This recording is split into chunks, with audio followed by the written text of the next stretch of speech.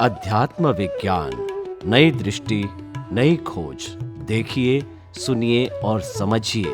अध्यात्म विज्ञानी पूज्य स्वामी श्री कमलेशानंद जी के निर्देशन में सनातन सत्य का अनुसंधान कर जीवन को प्रकाशित करें।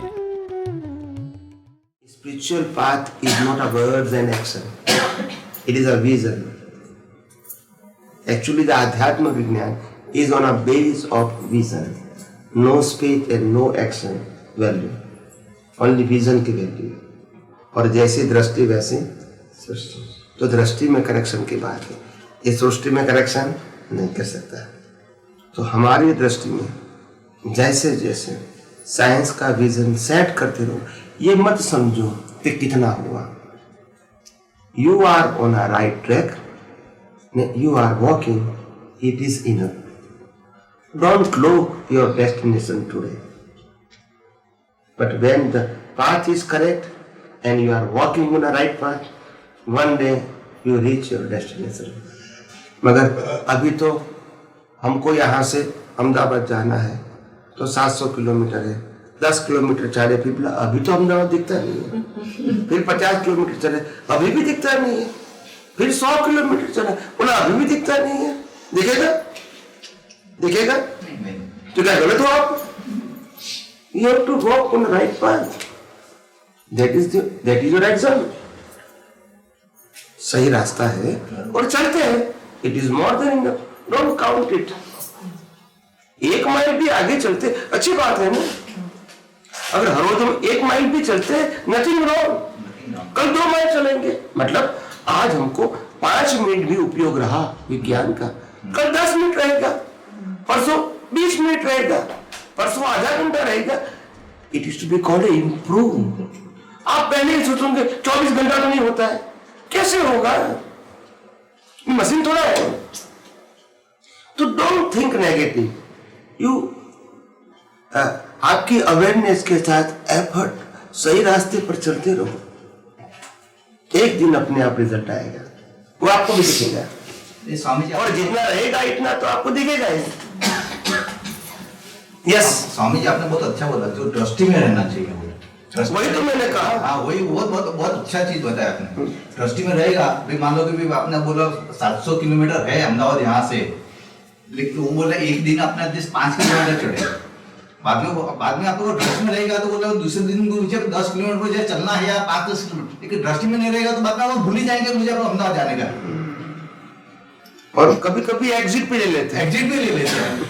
बाद में भूल जाते हैं, थोड़ा कहाँ के वापस आते हैं। तो हर बातों को बिल्कुल प्रैक्टिकली समझने की कोशिश करो।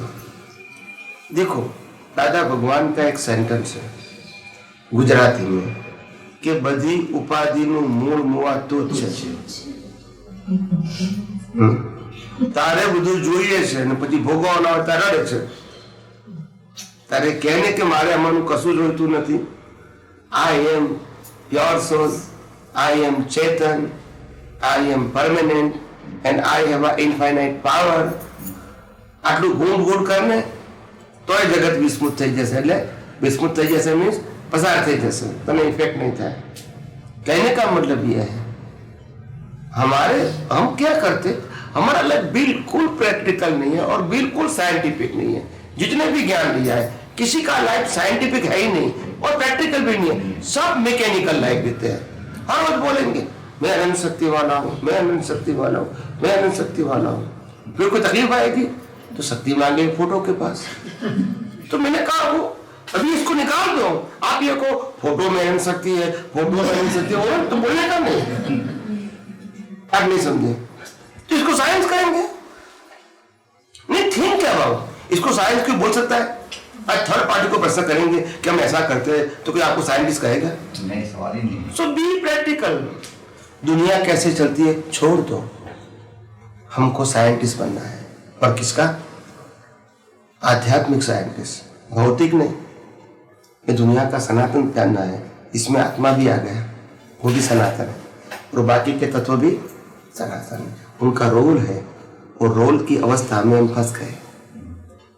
तो अवस्था में पढ़ना नहीं, ये हमको डिसाइड करना पड़ेगा, दुनिया को नहीं। दुनिया तो चलती है और चलती रहेगी। राम भी आए, कृष्ण भी आए, महावीर भी आए, सब आए चले गए, और दुनिया, हमको अपना रास्ता निकलना है, दुनिया का रास्ता नहीं निकालना है। आप समझे? तो ये बात है, हर बात में हमारी जो सोच है वो इतनी लिमिटेड है ताकि हम इस प्रश्न का परमानेंट सॉल्यूशन जानते ही नहीं है। दादा भगवान के पास एक भाई आए थे, हस्बैंड वाइफ दोनों पहली बार आए, कोई महात्मा लेके आए थे और सामाजिक प्रश्न को लेकर आए थे। वो कोई धार्मिक या आध्यात्मिक को लेकर नहीं आए थे। फिर दादा भगवान ने बिठाया, आगे पढ़े लिखे थे तो फिर बैठे, फिर दादा भगवान को प्रश्न किया कि भाई दादा, मैं भी पढ़ा लिखा हूँ, मेरी वाइफ भी पढ़ी लिखी है, हमने दोनों ने शादी किया है, प्रेम लग्न बोलते हैं, तो शादी किया है, अभी 10 साल हो गए, हमारे बच्चे भी हैं, मगर एक दूसरों को कभी बनती नहीं है, दोनों का व्यू पॉइंट क्या है, अलग अलग है, तो टकराव बहुत होता है।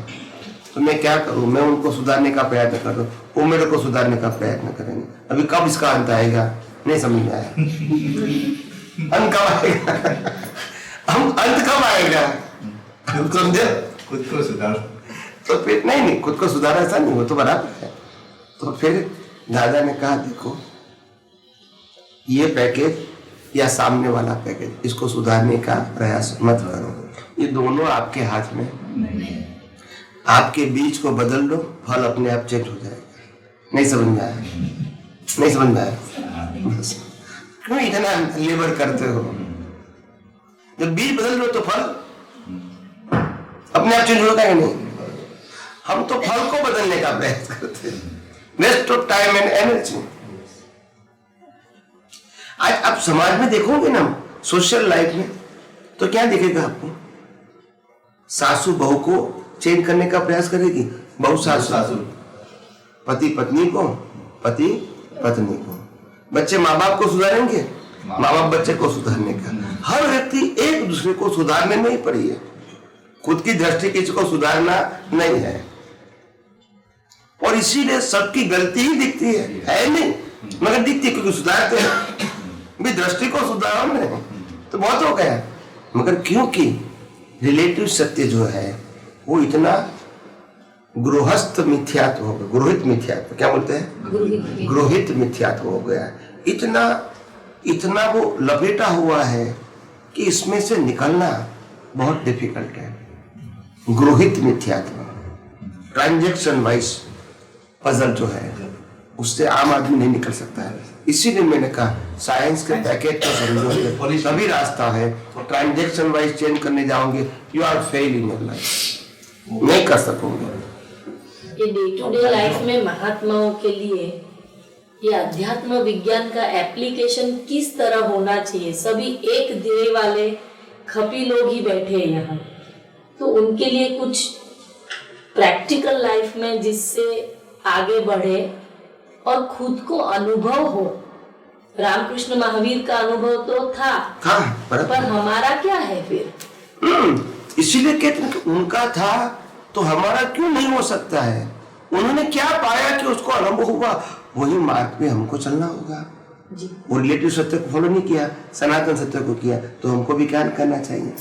हर बात में रिलेटिव सत्य को सॉल्यूशन लाने का प्रयास करोगे, then you are fail in life. Possible ही नहीं है। वो तो जिस प्रकार से आपने बीज बोया है वो फल आने वाला ही है, आप अवेयर हो या न हो, तो उसमें एफर्ट की जरूरत नहीं है।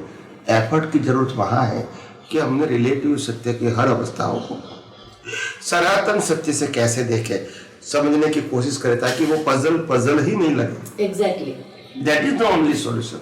अब पजल को सॉल्व करने के लिए जाओगे तो आप वो डिजल हो जाओगे, क्योंकि इसका कोई एंड है नहीं। आपके लाइफ का एंड आएगा, पजल का एंड नहीं आएगा। तो ये ट्रांजैक्शन का सॉल्यूशन, ये रियल रास्ता नहीं है, टेम्पररी है, वो टेम्पररी है। वही ना, अपना दादा बाबा ने भी वही बोला, जो वो अपना पानी का एग्जांपल दिया था, थोड़ी स्लो पानी रखते हैं तभी आप उसको सहन कर पाएंगे, ज्यादा रहेगा तो आपको सहन नहीं कर पाएंगे, तो वो टाइम इमीडिएटली बोल लेंगे। जो बहन जी ने जो पूछा ना उसके लिए, अभी वो ज्यादा अपना फोर्स आता है तभी वो टाइम पे अपना वो अपने वो टाइम पे आपका वो उपयोग चला जाता है। लेकिन प्रिंसिपल लेवल पे अगर जो करते हैं तो बाद में वो भी रहेगा। अभी जो बताया उसमें भी ऐसा हो गया कि मान लो तो मुझे उसमें पजल होने का ही नहीं है, अभी जो करने वाला है अपना वही रहेगा, ये मौन वचन का ही सब पूरा पजल हो रही है, या तो अपना सफरिंग कर रही है, तो बाद में वो चीज होगा ही नहीं। अभी जो आपने जो बताया वो नहीं, शब्द से सब बहुत अच्छा लगता है, शब्दों से प्रैक्टिकल में जो एक ही बात है, आपको आपके विजन में साइंटिफिक विजन जो है वो बनाना पड़ेगा, सेट करना पड़ेगा। That is the only ultimate solution. उसके थोड़े डे टू डे एग्जांपल में थोड़ा उसमें कुछ एप्लीकेशन सिखाइए। हर बातों को हम ट्रांजैक्शन के फॉर्म में देखते हैं। जो पहले मैंने उत्तर दिया था वो बताओ जी। जैसे आज मैं सुबह उठा और रात को सो गया, जिन जिन व्यक्तियों के साथ मैंने व्यवहार किया घर में, परिवार में, ये सही नहीं है, ये सही नहीं है, ये सही नहीं है, दूध वाला आया तो ये सही नहीं है, प्रेस वाला आया तो वो सही नहीं है, सब्जी वाला आया तो ये पैसा ज्यादा लेता है, रिक्शा वाला आया तो लूटता है, ऐसे ट्रांजैक्शन में हम फंस गए। इसमें साइंस की तो बात ही नहीं, हमारा पूरा अभ्यास चला गया रिलेटिव सत्य में। एक्सरसाइज किसमें चलेगी? रिलेटिव सत्य। अभी उसमें से निकलेंगे तो रात को कहेंगे हम तो थक गए, इतने सारे व्यक्तियों से एडजस्ट होके थक गए, मगर ये आपकी एक्सरसाइज है, परिश्रम है, ये विजन नहीं है, लेबर है, labour.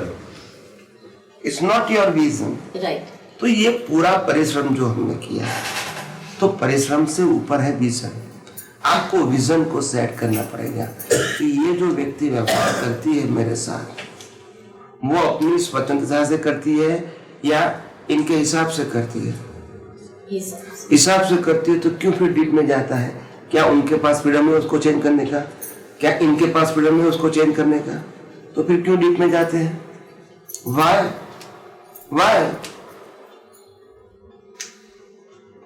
You waste your time and energy?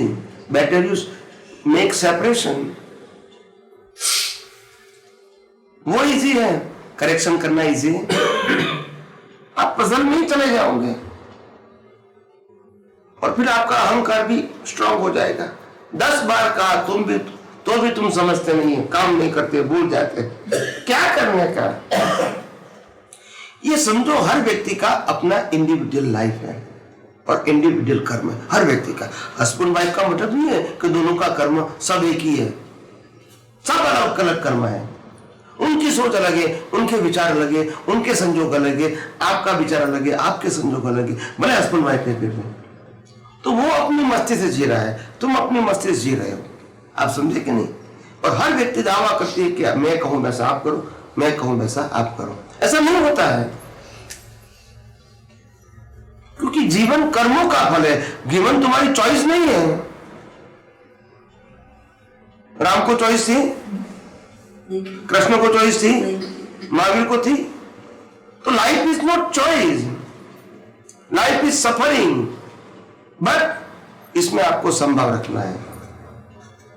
That's it. Choice नहीं है। संभाव का मतलब होता है राग द्वेष नहीं होने चाहिए। वो कैसे नहीं होंगे? Scientific reason. ऐसे राग द्वेष नहीं करना है तो ऐसा नहीं होगा, ऐसा नहीं बनेगा। जब साइंटिफिक रीजन रहेगा तो आपको लगेगा कि क्योंकि रिस्पॉन्सिबल ही नहीं है, न ये है न वो है। लेकिन स्वामी जी, लेकिन वो अपना वो दृष्टि रखेंगे, वो समझ रखे, फिर भी वो नहीं होता है, तो उसके लिए क्या करना चाहिए? प्रैक्टिस करो। ओके, उसके लिए प्रैक्टिस करनी है। साइकिल चलाते तो अपना वो टाइम पे जो रखा, कुछ भी हो गया तो ठीक है, चलो अपना 2-5 मिनट के बाद या तो एक दिन के बाद भी मार पड़ा होगा, ठीक है, चलो ये ऐसी मेरे एक महीने के बाद होता है तो भी क्या तकलीफ है? ठीक है, तो वो लाइफ निकल जाती है तो फिर हाँ सवाल ही नहीं है। प्रैक्टिस वो अपना उसको प्रैक्टिस बोलेंगे। विज्ञान के विजन की प्रैक्टिस ही आपको परफेक्ट बनाएगी। There is no any other way, there is no any other way in this world. और कोई रास्ता दुनिया में नहीं है और नहीं कोई दे सकता है। आप समझे? जब सनातन सत्य से आगे कौन सा रास्ता होगा वो तो बताओ, कौन सा रास्ता होगा? That's it. और सनातन सत्य की बात में विशेषता ये है कि लॉ ऑफ नेचर न इसका कोई क्रिएटर है, न इसका कोई ओनर है, यानी कोई व्यक्ति की बात नहीं है। Now you understand? तो फिर अंत में भी वही बात को समझनी पड़ेगी। For permanent solution there is no any other. ये फॉर्मेट से परमानेंट सॉल्यूशन संभव नहीं है। सिर्फ पाप और पुण्य का खेल है। फॉर्मेट से क्या है? That's it. उसमें साइंटिफिक सॉल्यूशन नहीं है। You have to follow the tradition and you got it the punya. That's it. And you feel happiness. Oh, मैंने ऐसा कर दिया. I am happy. That's it. It is not a solution. It is totally relative truth. ये permanent solution नहीं। आप समझे ना? लेकिन स्वामी जी एक और इसमें जो है कि अभी चलो प्रैक्टिस करना है। मान लो कि अभी एक दूसरा एक एग्जांपल लेते हैं। मान लो कि किसको अपना वो